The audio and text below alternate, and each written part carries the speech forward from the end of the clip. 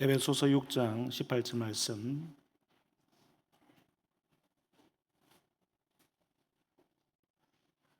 다 같이 한 목소리로 보겠습니다. 모든 기도와 간구를 하되 항상 성령 안에서 기도하고 이를 위하여 깨어 구하기를 항상 힘쓰며 여러 성도를 위하여 구하라. 아멘. 오늘도 하나님 은혜가 저와 여러분과 함께 하기를 바랍니다. 에베소서 강해 30번째 시간이면서 에베소서 강해를 오늘로 마무리하도록 하겠습니다.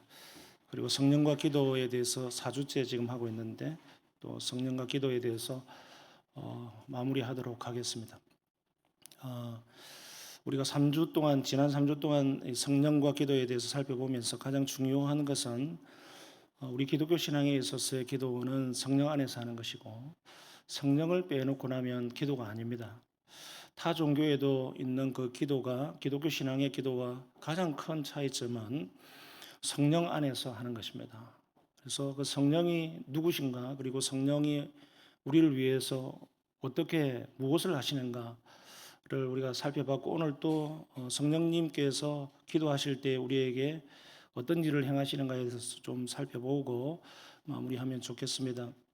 지난 시간에 복습을 잠시 해보면, 간략하게 이야기를 해보면 성령 안에서 기도하는 것이 아닌 것에 대해서 우리가 배운 적이 있습니다. 가장 중요하게 제가 말씀드렸던 건 뭐냐면 기독교 신앙에서의 기도는 치성이 아니다, 이렇게 말씀을 드렸습니다. 우리의 기도는 치성이 아닙니다. 치성이 뭡니까? 뭔가 내가 열심히 뭔가 비나이다를 해서 하나님을 감동시키고 또는 설득해서 움직이게 만드는, 그래서 내가 받고 싶은 것을 기도 응답이라고 하는 이름으로 받아내는, 그것이 이제 치성이죠. 그것은 모든 종교, 모든 민족들의 기도에서 나오는 형태입니다. 그러나 기독교 신앙은 어떤 순간이라도 여러분, 내가 뭔가 열심히 기도해서 뭔가 받아낸다라고 하는 사상을 버리시길 바랍니다. 기독교 신앙에서 기도는 떼쓰는 것이 아닙니다. 그리고 하나님을 내가 설득시키는 것도 아니에요. 그리고 하나님께서 계획이 없었는데 갑자기 그 마음을, 나의 기도를 듣고 확 바꾸어 가지고 행하시는 분도 아닙니다. 성경 전체를 읽다 보면 여러분, 하나님의 성품을 알게 되잖아요. 하나님은 불변의 하나님이시잖아요. 영원한 하나님이세요. 이 뜻이 뭐냐 하면, 그리고 전지전능하신 하나님이죠. 여기서 담고 있는 기도와 관련된 건 뭐냐 하면, 하나님은 우리의 기도를 모른 적이 없으시다라는 거예요. 그 다음에 우리가 기도를 구하기 전에도 우리의 필요한 것들을 다 이미 다 아신다는 의미입니다. 그리고 하나님은 불변하시다라는 것은 우리의 기도 때문에 하나님의 작정이 흔들린 거나 변모되거나 갑자기 그래 그랬니 이러면서 돌아서는, 이랬다 저랬다 하는 하나님이 아니라는 겁니다. 그러니까 하나님은 항상 신실하세요. 하나님은 항상 하나님이시고 항상 하나님 변함없는 그 작전과 계획 가운데에서 우리의 인생을 끌고 가십니다. 그리고 기도 또한 하나님의 영원한 작정 안에서 일어나는 거예요. 우리의 기도는 없었던 것을 하나님 앞에 알려드리고, 하나님이 몰랐던 것을 하나님께 알려드리고, 그래 네가 기도해 보니까, 가만 생각해 보니까 그렇네, 이렇게 해서 하나님이 우리에게 기도 응답을 주시는 것이 아니라, 하나님은 이미 다 알고 계십니다. 우리의 연약함도 아시고 필요도 아시고 네가 구하기 전에 이미 모든 것을 알고 계십니다. 이것이 주님의 말씀입니다. 그렇다면 우리의 기도 형태는 타 종교에서 기도하는 것처럼 비나이다 또는 샤머니즘, 기복주의, 뭔가 내가 필요한 것들 받아내기 위한 그런 기도이기보다는 그 전에 훨씬 본질적으로 하나님을 알아가는 겁니다. 그다음에 하나님의 뜻이 무엇인지 알아가는 것이고, 그 하나님의 뜻이 우리 인생 가운데 어떻게 적용되는지 한번 그냥 지켜보는 거예요. 이것이 기도입니다. 우리는 100번을 기도해도 1000번을 기도해도 응답 받지 못하는 기도가 있잖아요. 내가 생각하기에 나는 오랫동안 너무 간절하게 기도해 왔는데 기도 응답이 되지 않는 경우 많거든요. 그럴 때 우리는 그냥 실망하고 낙심하는 것이 아니라 하나님께서 하나님의 뜻을 그 가운데 비춰주시고 보여주는 것이죠. 그래서 하나님의 뜻에 우리가 가까이 더 나아갈 수 있도록 하는 것이고, 우리의 마음이 더 그럼에도 불구하고 낙심하거나 흔들리지 않고 믿음으로 하나님의 뜻을 보고 나아가는 것. 이것이 기도의 큰 역할입니다. 이것이 이제 제가 지난 시간에 해왔던 이야기고, 오늘은 크게 한 가지, 그러나 세부적으로 두 가지 말씀을 드려보려고 합니다. 성령님이 어떤 분이신가에 대해서, 그리고 성령님이 어떤 역할을 하시는가에 대해서 중점적으로 오늘 해보겠습니다. 좀 설교 노트를 보십시오. 1번, 큰 1번 다 같이 읽어봅시다. 성령은 양자의 영, 자녀로 삼으시는 영으로서 신자 속에 거하신다. 로마서 8장 9절에서 10절 다 같이 읽어봅시다. 만일 너희 속에 하나님의 영이 거하시면 너희가 육신에 있지 아니하고 영에 있나니 누구든지 그리스도의 영이 없으면 그리스도의 사람이 아니라, 또 그리스도께서 너희 안에 계시면 몸은 죄로 말미암아 죽은 것이나 영은 의로 말미암아 살아 있는 것이라. 여기 보십시오. 너희 속에 하나님의 영이 거하시면, 예수 그리스도를 믿음으로 받아들이는 모든 사람에게는 하나님의 영이신 성령님이 거하십니다. 믿으시길 바랍니다.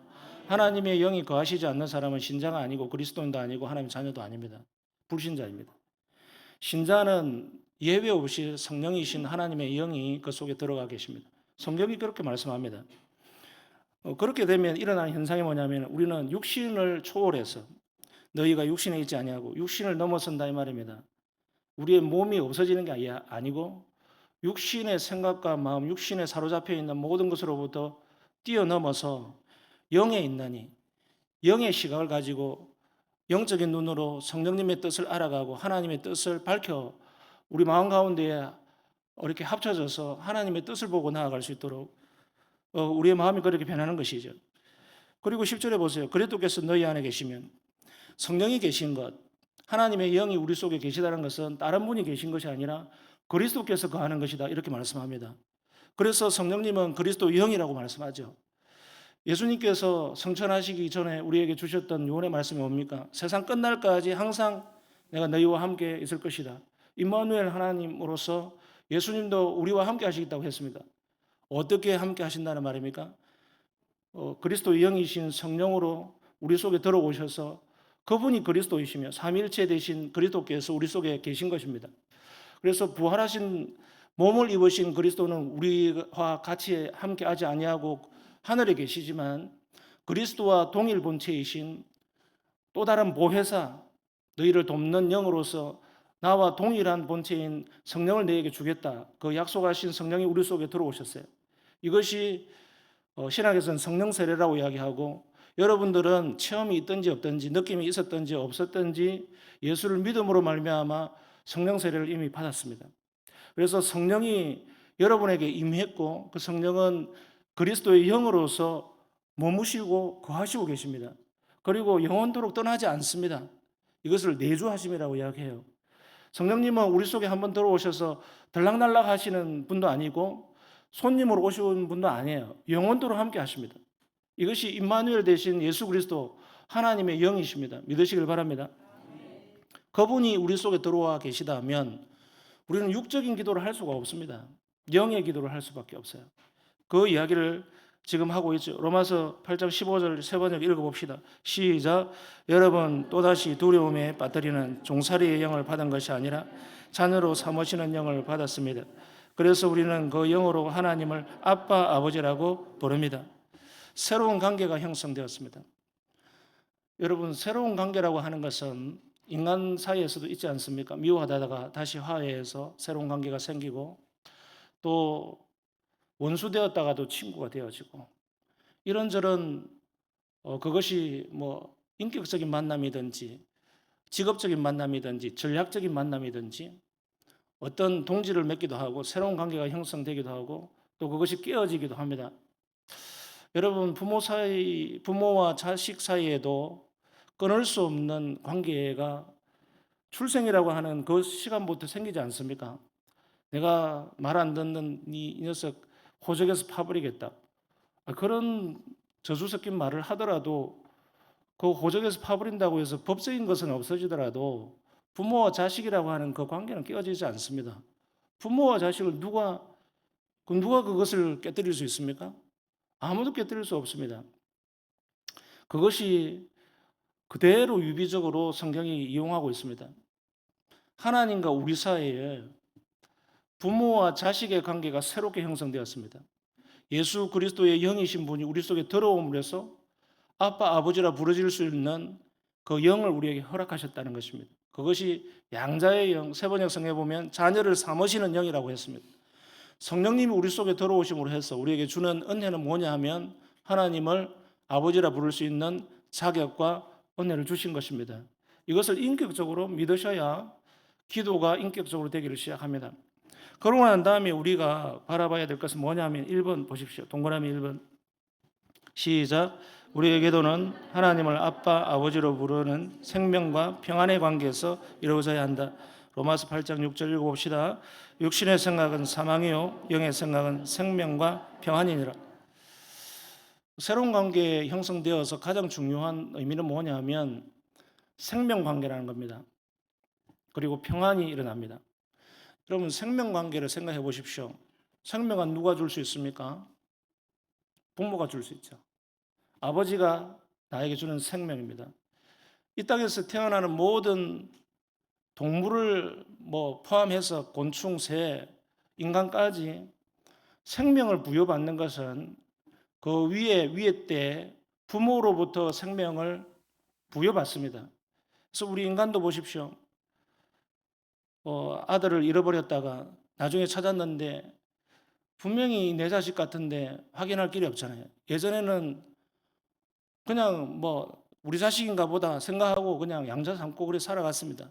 요새는 기술이 좋아져서 생물학적으로 내가 낳은 자식인지 아닌지 알 수 있잖아요. 유전자 검사를 해보면 99.99% 부모와 자식 관계입니다. 바로 검사하면 바로 나옵니다. 부모와 자식 관계에는 끊을 수 없는 생명의 관계가 이루어져 있고 하나님께서 그러한 생육의 방식을 통하여서 생육하고 번성해서 생명이 연장되도록 하셨습니다. 이것이 육신의 생명을 물려받게 하는 하나님의 계획이었습니다. 그래서 여러분 부모와 자식과의 관계는 그 생명이 끊어지지 않습니다. 내가 내 부모를 그냥 부모라고 부르고 싶지 않아 너무 미워해서 내가 꼴도 보기 싫다. 수십 년간 명절도 찾아가지도 않고 전화도 걸지 않고 그런 자식이라 하더라도 그 생명을 부모로부터 받은 것이 없어집니까? 검사를 해보면 DNA가 똑같은데요. 부모 자식은 똑같이 그냥 유전자 일치가 나오잖아요. 법적으로도 내 자식이잖아요. 호적을 들어가 보십시오. 호적을 어떻게 지울 수 있습니까? 마음대로. 특별한 일 아니면 못 지웁니다. 법적으로도 생물학적으로도 생명을 부여받아서 아버지의 그 모든 것들을 부여받습니다. 자, 그러나 우리 육신의 부모와 자식 관계에서 그 생명을 부여받았다 하더라도 그 부모님의 인격이 자녀에게 들어가서 그대로 고스란히 전수되지는 않습니다. 이것이 육신의 한계죠. 정말 이상한 부모님 밑에서도 훌륭한 아이가 나기도 합니다. 훌륭한 부모님 밑에서도 개망나니 같은 자식이 나기도 하잖아요. 인격은 전수가 안 돼요. 후천적인 것입니다. 그러나 보십시오. 성령께서 우리 속에 들어오셔서 우리에게 생명을 주셨다고 하는 것은 무슨 말이냐 하면 이 세 가지 생물학적인 것, 법적인 것, 또한 그 모든 전인격도 우리에게 주신 것입니다. 이것이 인간 사이에 나타나는 부모와 자식과에서 일어나는 생명관계를 넘어서는 일들입니다. 성령이 우리 속에 들어와 보십시오. 로마서 8장 6절에서부터 계속 읽다 보면 무슨 이야기가 나오냐면 성령이 우리 속에 들어오면 더 이상 육신의 영의 지배를 받지 아니하고 영적으로 살아갈 수 있고 성령의 지배를 받음으로 말미암아 하나님의 자녀됨으로 살아갈 수 있다라는 것을 우리에게 계속 증언합니다. 성령이 우리 속에 들어오면 하시는 일들은 뭐냐 하면 이전에 육신적이고 예수를 몰랐던 삶을 버리게 만들고 새로운 하나님을 아바 아버지라 부르는 법적인 관계가 형성이 됩니다. 그리고 새 생명을 얻게 되죠. 영원히 구원받는 새 생명을 얻게 됩니다. 거기에다가 플러스하여서 성령 하나님의 자신의 성품을 우리에게 전수시켜 주잖아요. 그래서 갈라디아서 5장에 보면 성령의 열매가 다른 것이 아닙니다. 사랑과 희락과 화평과 오래 참음과 자비, 양성, 충성, 온유, 절제. 이 9가지 열매는 우리가 넘보지 못하는 멀리 있는 도 닦는 사람이나 성인이나 기독교의 훌륭한 사도들이나 받는 것이 아니라 저와 여러분의 성령이 들어오셔서 모든 사람에게 주시는 성령의 성품입니다. 이전에 없었던 나락가렵고 모나고 신경질적이고 정말 암울하고 우울하고 어둡던 그런 나의 성격이었다면 예수 그리스도의 영이신 분이 들어오셔서 점차 조금씩 변합니다. 그것이 회복되어지고 부드러워지고 이기주의적이던 사람이 다른 사람에 대해서 조금 마음 문을 열게 되어지고 신경 쓰게 되어지고 자기밖에 모르던 사람이 다른 사람의 아픔을 공감할 수 있게 되어지고 먹는 것도 음식이 있으면 자기 것만 챙기던 사람이 상대방에게 음식을 먼저 먹으라고 내줄 수도 있고 그런 따뜻함과 넉넉함들이 성령 안에서 일어나는 것이죠.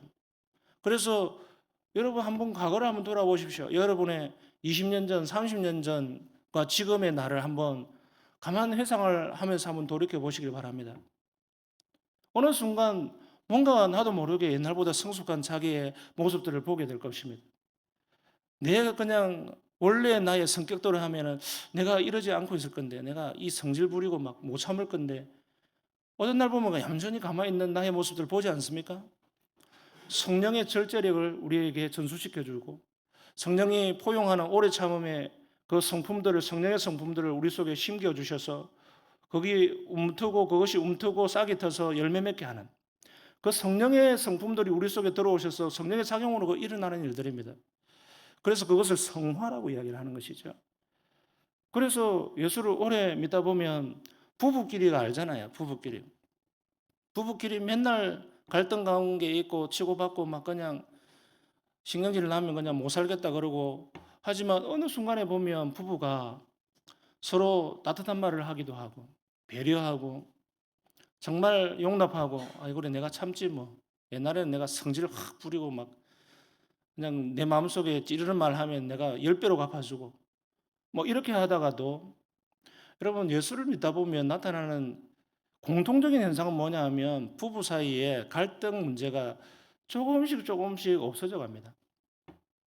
여러분 예수를 같이 부부가 믿고 있고 같이 교회를 다니고 같이 신앙생활을 똑같이 하고 있는데 점차 갈등이 계속 심화되고 계속 찌르는 말, 저주 섞인 말, 꼴도 보기 싫은 거 그냥 막 각방 씁시다 하는 것이 더 심화되고 더 계속 멀어진다면 여러분 질문을 해보십시오. 나는 과연 진짜 성령님이 내 속에 들어온 사람인가? 그런 사람들은 대부분 아마 아직 성령의 세례를 받지 못한 사람일 확률이 있습니다.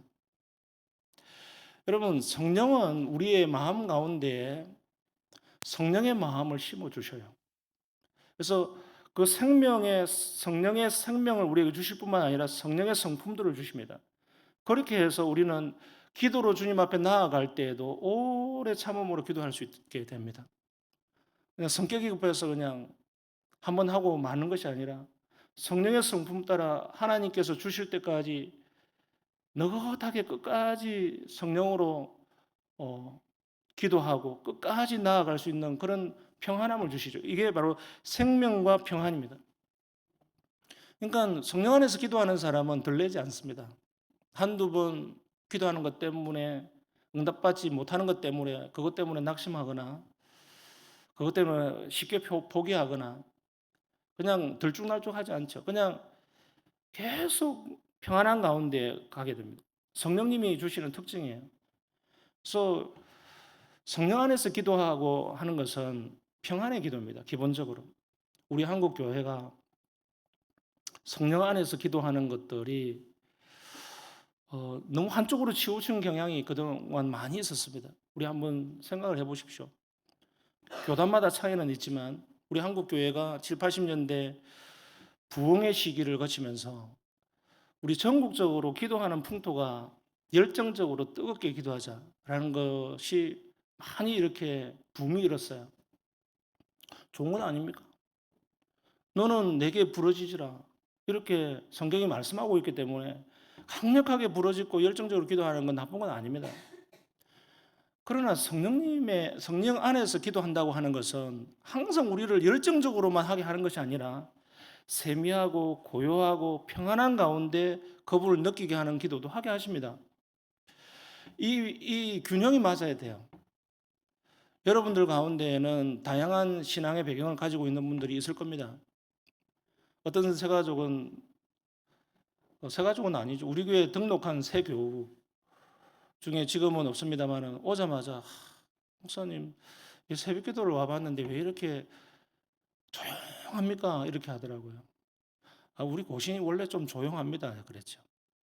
그러니까 그게 심의에 안 찼던지 그냥 큰 무슨 시끌벅적한 무슨 음악 비슷한 것들 틀어놓고 혼자서 막 기도를 하더라고요.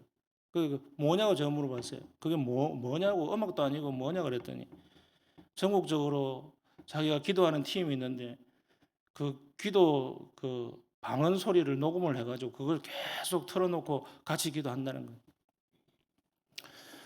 신앙의 다른 배경들이 있을 수 있습니다. 뜨겁게 기도하고 뭔가 체험적인 기도를 하는 것이 마음이 평안하고 그것에서 위로받을 수 있습니다. 그러나 여러분, 성령은 한쪽으로 치우실 분이 아니에요. 성령님은 멀리 계신 성령님으로 계신 것이 아니라 성령님의 특징이 뭐냐면 친밀함과 온화함입니다. 그래서 그런 복음성도 있잖아요. 따뜻한 성령님. 따스한 성령님으로 우리 속에 다가오고 가까이 있는 성령님이잖아요. 그래서 우리 속에 들어와 계신 거예요. 근데 성령님이 내 속에 들어와 계신데 고함 지르면서 열정적으로 땀을 뻘뻘 흘리면서 한 번씩 걸을 필요가 있죠. 그럼 매번 어떻게 그렇게 합니까? 여러분, 성령 안에서 기도한다고 하는 것은 열정적일 뿐만 아니라 때로는 잠잠할 필요가 있습니다. 성령께서 우리 속에서 어떤 일을 행하시는지, 세미한 음성으로 하나님께서 내 마음에 어떻게 요동치고 계신지, 또 내 생각과 마음을 어떻게 정리시켜 주시는지, 기도라는 그런 것이죠. 내가 막 하고 싶은 이야기만 그냥 따발총처럼 팍 쏟아놓고 끝내는 것이 아니라 성령과 교통, 주고받는 뭔가 모르는 마음속에 말할 수 없는 그런 세미한 교통들이 일어나는 것이 바로 기도죠. 그것이 생명과 평안 가운데서 주시는 기도가 될 수 있습니다. 자, 두 번째 한번 봅시다. 오늘 제가 진짜 하고 싶은 이제 말씀인데요. 동그라미 2번 읽어봅시다. 시작. 우리의 기도는 성령의 도우심과 성령의 중보기도로 이루어진다. 로마서 8장 26절 27절 읽어봅시다. 이와 같이 성령도 우리의 연약함을 도우시나니 우리는 마땅히 기도할 바를 알지 못하나 오직 성령이 말할 수 없는 탄식으로 우리를 위하여 친히 간구하시느니라. 마음을 살피시는 이가 성령의 생각을 아시나니 이는 성령이 하나님의 뜻대로 성도를 위하여 간구하심이니라. 아멘. 기독교 신앙에 있어서 기도의 가장 신비스럽고 차별된 게 뭐냐면 신이 인간을 위해서 기도한다는 겁니다. 들어보셨습니까? 타 종교나 어떠한 기도 이론에서 찾아볼 수 없는 형태가 이 성경, 기독교 신앙에서만 나옵니다. 기도는 우리가 일반적으로 생각할 때 인간이 신께 드리는 호소잖아요. 그런데 기독교 신앙에서는 그것만 기도로 생각하지 아니하고 고차원적인 우리가 상상할 수 없는 기도의 그 본질이 나오는데 그것은 뭐냐면 하나님이신 성령님이 우리를 위해서 친히 간구하신다라고 말씀합니다. 이것이 신비입니다. 그래서 여러분 그동안 기도를 협소하게 자꾸 내가 뭔가 많은 것들, 내가 열정적으로 기도하는 것들에 심취한 분들은 그것을 좀 멈춰 보십시오. 잠시 스탑시키고 내가 연락에 계속 기도하고 30분, 1시간을 막 고함치면서 눈물 흘리면서 막 통곡하면서 기도하는 거 그럴 때가 있습니다. 그러나 그것을 한번 멈추고 가만 한번 있어 보시길 바랍니다. 그럴 때 마음 가운데서 말할 수 없는 단식이 일어납니다. 그 성경에 지금 표현이잖아요. 말할 수 없는 단식으로 우리를 위하여 친히 간구하신다. 이거 더글라스 무라고 하는 신학자는 이 말할 수 없는 성령의 단식을 성령님의 기도 소리라고 표현을 했어요. 이것이 실제로 들리는 어떤 음파로서의 소리라고 우리가 믿을 필요는 없지만 성령께서 우리 속에 들어오셔서 전인격과 우리가 연합했잖아요.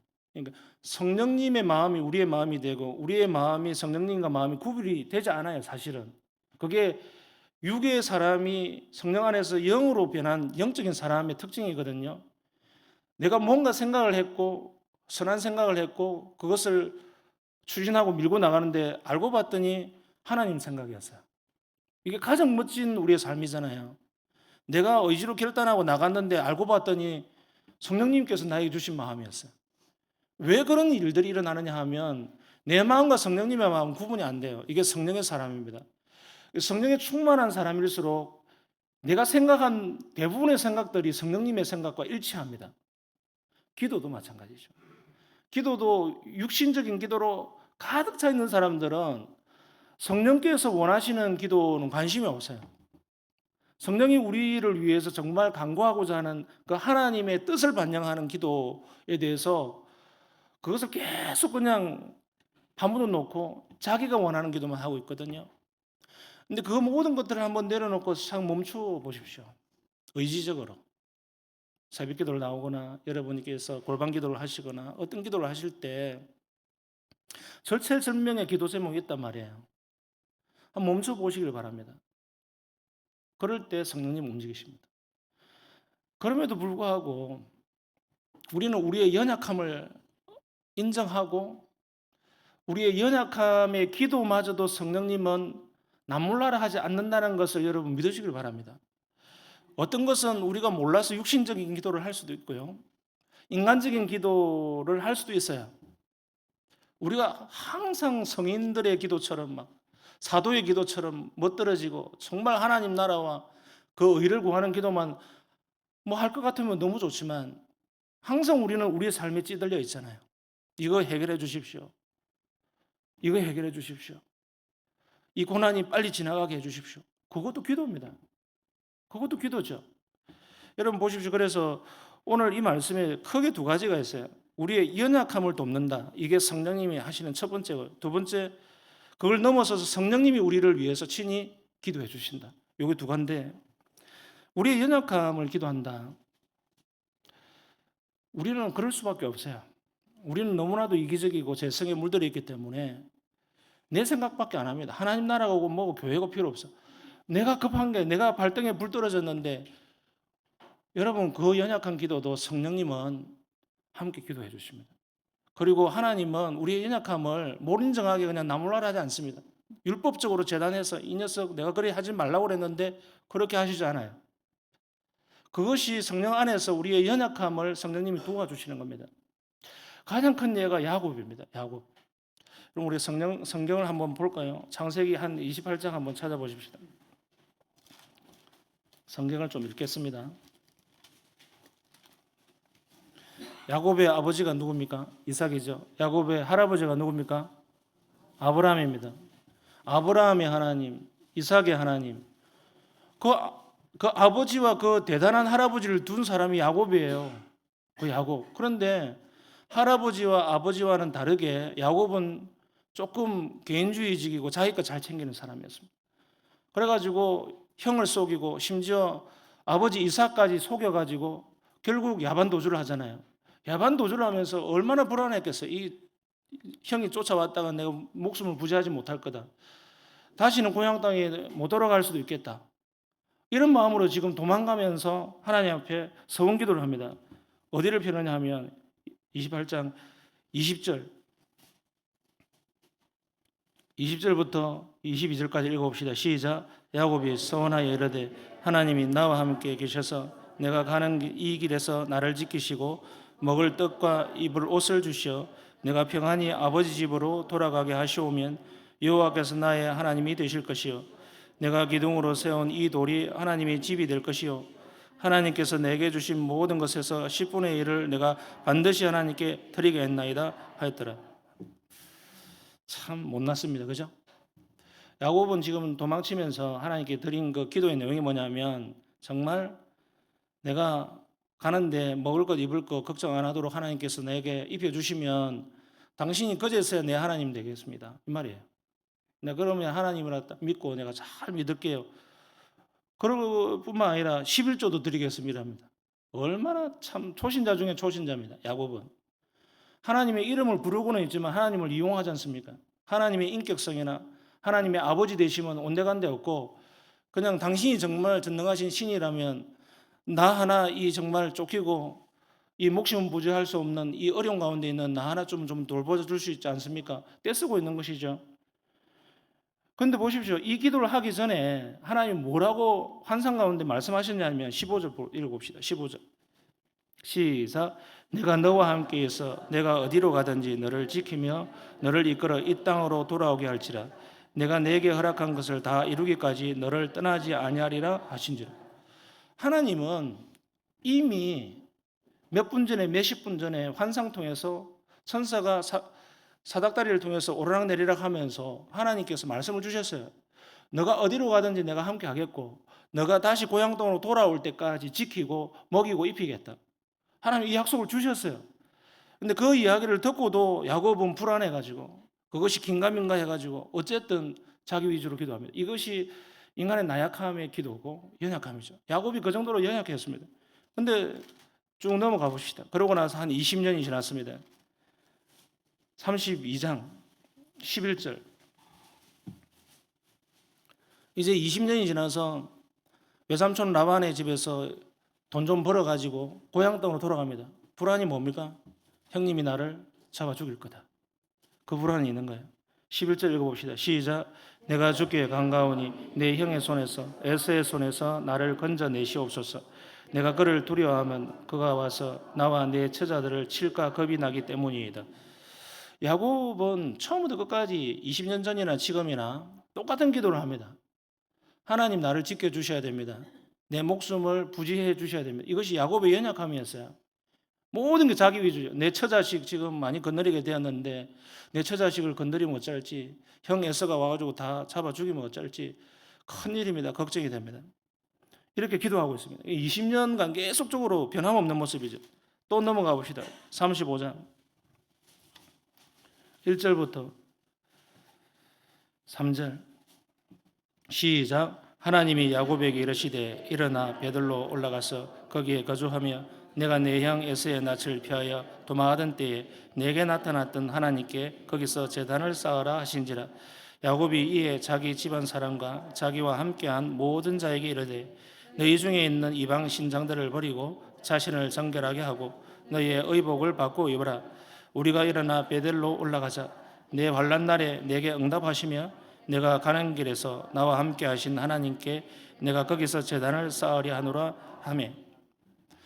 보십시오. 우리가 처음에 읽었던 28장 말미에 있었던 하나님께서 나를 지키시고 먹이시고 입히셔서 고향에 무사하게 돌아오게 하시면 그곳에 제단을 쌓고 이곳이 하나님의 집이 되게 하겠습니다 라고 했던 그 서원이 20년이 지나서 이미 에서 형과는 화해했어요. 지금 이미 32장에서 33장에서 에서 형과 화해하고 에서 형이 먼저 떠나가고 형 내려가서 만납시다 해놓고 지금 그 여정이잖아요.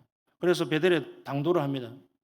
그런데 자기가 그렇게 서원하고 기도했던 것은 까먹고 있었을 때 하나님이 그 생각을 상기시켜 주잖아요. 1절에서 하나님이 야곱에게 이르시되 일어나 베델로 올라가서 거기에 거주하고 그곳에서 네가 형 에서의 낯을 피하여 도망하던 때, 이 말은 20년 전에 네가 그렇게 기도했지.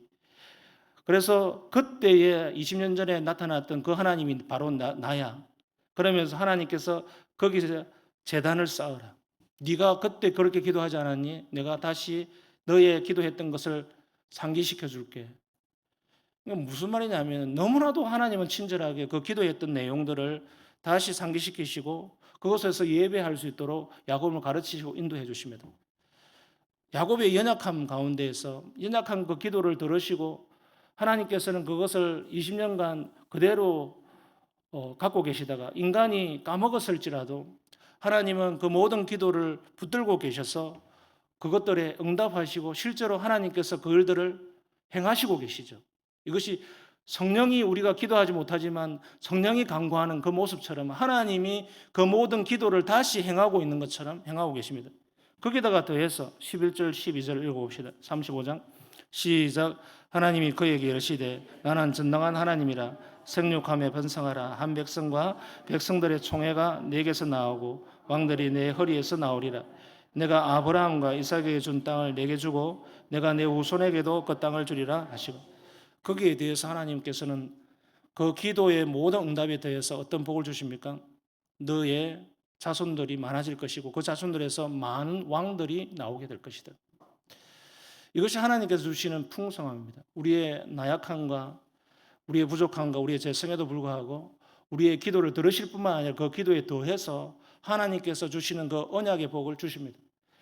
우리의 연약함의 기도는 마냥 연약한 것이 아니라 하나님께서 그 속에서 성령으로 함께 하십니다. 우리의 기도를 통해서 우리의 육신에 빠져서 개인적인 너무나도 이기적인 기도를 할지라도 성령께서는 그 연약함마저도 받아주십니다. 그리고 하나님의 뜻을 우리의 연약한 우리의 죄성과 부족함과 못남을 통해서도 위로하십니다. 이것이 하나님 나라의 일들입니다. 그래서 여러분, 기도하는 일들이 기도 자체가 너무 어렵다고 낙심하거나 포기하지 마십시오. 그냥 가만 앉아 있어 보십시오. 그냥 성령님께서 내 속에서 뭐라고 말씀하시며 기도하시는지, 말할 수 없는 단시고 나를 위해서 간구하시는 것이 어떤 것인지, 나의 연약함에도 불구하고 하나님이 이루실 일들을 이루어 가고 계신다는 것을 그것을 통해서 느낄 것입니다. 기도 안 하는 것이 문제이지 위대한 기도를 못 하는 것이 문제는 거 아닙니다. 아셨습니까? 기도가 안 하는 것이 문제입니다, 여러분. 위대한 기도나 뭐 대단한 기도를 하려고 하지 말고 막 그냥 뭐 철야 기도하고 금식 기도 이런 것에 목숨 걸 것이 아니라 기도 안 하는 것이 문제입니다. 어떤 식으로든 기도할 수 있습니다. 가만 앉아서 그분을 누려보십시오. 마지막으로 제가 주님의 기도를 한번 보겠습니다. 마태복음 26장. 친히 간구하시는 의미가 뭔지 한번 우리 예수님의 겟세마네 기도를 통해서 볼 수 있습니다. 성령님이 우리를 위해서 친히 간구하신다. 우리의 연약함에도 불구하고 그것이 어떤 의미인지. 마태복음 26장 39절. 예수님께서 이제 잡히시던 날 돌아가시기 열몇 시간 전에 마지막 기도를 하십니다. 39절 읽어봅시다. 시작. 조금 나아가서 얼굴을 땅에 대시고 엎드려 기도하여 이르시되 내 아버지여, 만일 할만하시거든 이 잔을 내게서 지나가지 마옵소서. 그러나 나의 원대로 마시옵고 아버지의 원대로 하옵소서 하시고, 이것이 첫 번째 기도입니다. 예수님은 겟세마네 기도에서 총 3번을 기도하세요. 총 3번을 기도하는데 첫 번째 기도를 합니다. 근데 이 십자가를 지는 이 영적인 중압감이 너무 크기 때문에, 또 완전한 신이시면서 완전한 인간인 예수님께서 겪는 그 고통의 두려움 또한 있었겠죠. 또 영적인 중압감을 통해서 이 잔이 너무 무겁으니 좀 지나가게 해주십시오 라고 한 첫 번째 기도를 하고 돌아보니까 함께 기도했던 베드로와 야고보와 수제자들이 어쩌고 있습니까? 40절에 보니까 자는 것을 보시고, 이것이 육신의 연약함이었습니다. 그래서 너희가 나와 함께 1시간도 이렇게 가까이 있을 수 없더냐 하고 41절에서 시험에 들지 않게 깨어 기도하라. 마음에는 원이로되 육신이 약하도다. 이렇게 연약함, 너희들이 이렇게 약해서 어떻게 하느냐 라고 하고 다시 42절에 두 번째 기도로 나아갑니다. 두 번째 기도 42절 읽어봅시다. 시작. 다시 두 번째 나아가 기도하여 이르시되 내 아버지여, 만일 내가 마시지 않고는 이 잔이 내게서 지나갈 수 없거든 아버지의 원대로 되기를 원하나이다 하시고, 이게 두 번째 기도예요. 똑같은 기도를 하죠. 그래서 내가 지어야 될 십자가 같으면 제가 지겠습니다. 하나님 그냥 지게 해주십시오. 두 번째 기도를 하죠. 근데 다시 또 와보니까 어쩌고 있습니까? 43절에 다시 오사 보신즉 그들이 깨어 있었습니까? 자니 그들의 눈이 피곤하면 눈이 그냥 눈꺼풀이 안 떨어진다 이 말이에요. 그러니까 예수님은 얼마나 답답하겠습니까? 이것들을 내가 맡기고 천국에 가고 이것들을 기독교의 첫 사도로 세워놨는데 이렇게 기도를 못하고 육신이 나약해가지고 어떻게 맡기고 가겠냐, 이런 생각을 하지 않겠습니까? 돌이켜보면 저도 전도사 시절, 강도사 시절 목산수 받기 전에 수련 기간을 많이 가졌는데 정말 기도하는 게 너무 힘들었습니다. 제가 너무 피곤해서 제가 2번 큰 사고를 친 적이 있는데 새벽기도 때 강단에서 이제 말씀을 전하고 마지막 기도를 제가 하는데 기도를 하다가 제가 그냥 자버린 거예요. 서가지고 자다가 앉아서 이제 너무 피곤하니까 앉아서 그저 자버린 거예요. 나중에 일어나 보니까 사람들 다 가고 없더라고요. 이랬던 적이 한 번 있습니다. 그 엄청 큰 사고를 쳤죠. 뭐 큰 사고라기보다도 또 2번째는 대신반 기간에 강도사 1년차 때 첫 사역지였는데 여전도사님과 교구 신방을 하고 마지막 축복 기도를 하고 하는데 얼마나 피곤했던지 그냥 밤새 뭐 했는지 지금 기억도 안 납니다. 얼마나 왕성할 때입니까? 한참 기도를 하다가 제가 기도를 멈추고 아무것도 안 하더랍니다. 1분을 기다렸대요. 우리 강도사님이 너무 눈물이 나고 너무 감격스러워가지고 말을 못하는가 보다. 그래가지고 예전도사님이 한참을 찾다가 가만 보니까 자거든요. 그냥 쿡 찌르는 거예요. 이제 앞에 집사님 가정은 그냥 눈도 못 뜨고 가만히 우리 강도사님이 너무 진짜 감동을 받아가지고 우리 축복을 많이 해주시려는가 보다 눈도 못 뜨고 있고 막 예전도사님이 나를 찔러가지고 그랬던 적이 한 번 있습니다. 육신의 연약함에 제가 그랬던 적이 있어요. 지나가 보면 그 육신의 연약함 가운데에서 했던 그 기도도 너무나도 은혜로운 기도의 과정이었어요. 그 기간을 통해서 성령님이 함께 하셨고 나중에 이제 대신방을 마치고 나가는데 그 집사님이 제 손을 붙들고 그러잖아요. 강도사님 오늘 기도가 너무 은혜스러워가지고 최근에 축복받은 기도 그 어떤 기도보다 내가 너무 행복하고 좋았다고. 제가 돌이켜 생각해 봅니다. 그건 성령님이 기도하신 것이지. 제가 1분 동안 침묵하고 있을 동안에 성령님이 나를 대신해서 그 마음을 만지시고 기도하시지 않았나 그런 생각들이 듭니다. 여러분 우리가 모두가 예수님의 제자잖아요. 12제자만 제자가 아니고 저와 여러분이 다 예수님의 제자예요. 육신이 나약해서 기도 자리 못 나가고 기도하지 못하고 그럴지라도 예수님은 끝까지 우리의 육신의 연약함 대신에 우리를 위해서 중보하고 계십니다. 세 번째 보십시오. 44절 읽어봅시다. 시작. 또 그들을 두시고 나아가 세 번째 같은 말씀으로 기도하시는 45절 읽어봅시다. 이에 제자들에게 오사 이르시되 이제는 자고 쉬라. 보라 때가 가까웠으니 인자가 죄인의 손에 팔리느니라. 세 번째 기도할 때까지도 정신을 못 차리고 몽롱한 가운데 제자들이 그렇게 하고 있었지만 나중에 이 제자들이 그냥 형편없이 끝나는 것이 아니라 성령의 세례를 받고 강력하게 기도의 일들을 일으키고 3,000명, 5,000명이 죽게로 돌아오는 일이 벌어지고 귀신이 떠나가고 또 병자가 치유되어지고 복음이 전파되어지고 이들 또한 예수님처럼 아주 멋지게 영적으로 너무 멋지게 십자가형을 대부분 받고 베드로는 거꾸로 십자가를 지고 죽지 않습니까? 여러분 우리의 나약함은 언제까지나 나약함으로 있는 것이 아니라 성령님께서 우리 가운데 우리를 더 굳건하게 세워 가시며 믿으시길 바랍니다. 어쨌든 여러분 저와 여러분이 믿고 해야 될 것은 우리 속에 성령님이 계시다는 겁니다. 내가 열정적으로 기도하든 내가 정말 대단한 위대한 기도를 하든 안 그러면 반대로 아무 기도를 할 수 없다 할지라도 성령님은 우리 속에서 기도하십니다. 그걸 믿으시길 바랍니다. 그래서 성령 안에서 기도함으로 승리하는 저와 여러분 되길 바랍니다. 다 같이 일어나셔서